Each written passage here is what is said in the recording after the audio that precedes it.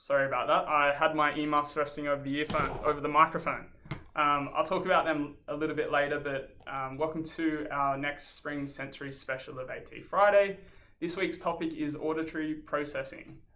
So I'll talk about the earmuffs later on and also a noise cancelling headphone option. But first off, a quick refresher. Auditory processing is the term that's used to basically describe what happens when a human hears noise. So basically, our brain needs to recognize the energy wave that we hear, and then it needs to interpret that in order to understand what we're hearing. So auditory processing represents the actual quantity of pieces of information that are taken in by the auditory area of the brain and not the organs themselves. So processing is defined of how well the brain understands what it's interpreting. So somebody with auditory processing disorder have a problem with this processing step. So because of this, they have problem understanding and responding to sounds in their environment. And like all of the sensory systems that we've already discussed, so far that's been vestibular, oral, and proprioceptive, the auditory system can over-respond or under-respond to input. And this basically results in the person behaving or responding in unusual ways that we might not expect. So this can lead to ongoing language or developmental disadvantages or delays, behavioral concerns or impaired relationships, and specifically it can manifest as commonly as poor listening skills, difficulty with language comprehension, or auditory sensory sensitivities. So broken down a little bit more, hypo-responsiveness is an under-responsiveness to auditory input. And people that are under-responsive may seem to be unaware of sounds or requests. They might be unaware of how loudly they're speaking. They might not respond to alarms, make silly or inappropriate noises at times, or it can be frequently, just so that they're actually getting that input. They can mimic the sounds of others, and they can have difficulty locating sounds, so especially in a noisy or busy environment. So adaptations that we can use for somebody that is hypo-responsive can include utilizing more visual schedules or prompts, like a physical response or secret code to indicate that it's time to transition from a task. We can slow down our speech, so this can give, when giving directions, which can give the person more time to interpret what we've been talking about or want them to do. And also positioning them in a place where they're not going to have a busy, noisy background to minimize the noise pollution is another good thing that we can do. On the other hand, somebody who is hyper-responsive, they might startle easily to unexpected sounds.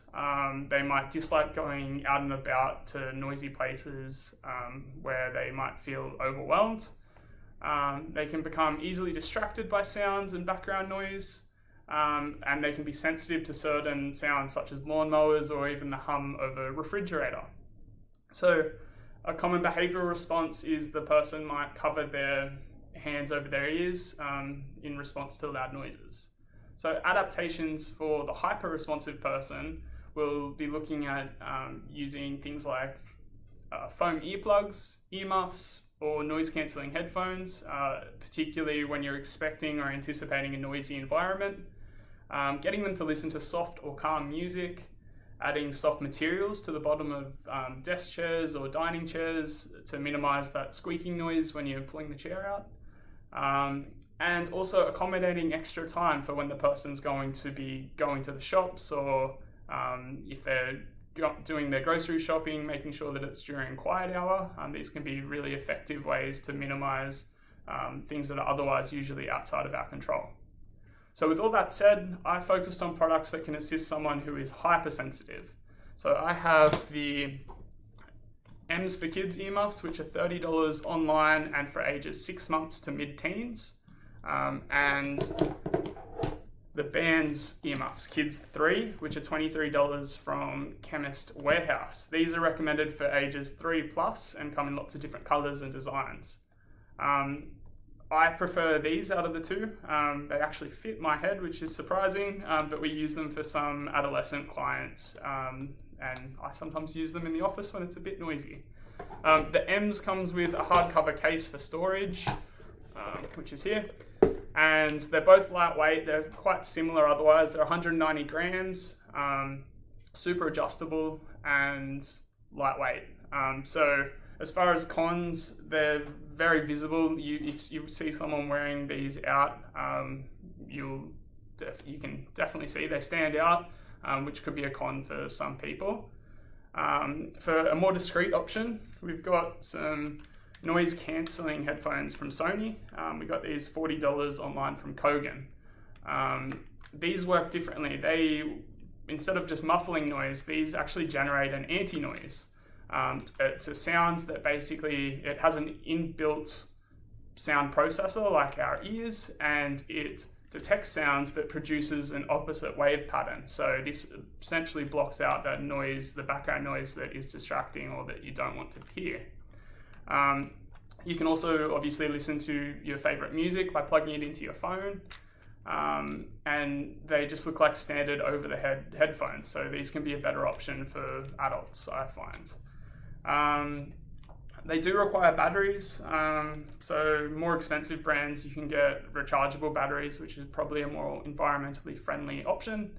I guess my biggest gripes with this is for someone that is hypersensitive, occasionally if it's generally pretty quiet around you, sometimes you can hear like a dull buzzing sound. So this would defeat the purpose. So I'd encourage you to try lots of different options with your clients, and probably more expensive the better. And some of the different options have different size bits to fit over your ear. So like I said, these don't quite fit my ears, and everyone's going to be different. So keep that in mind. That's basically it from me today, but enjoy your Friday.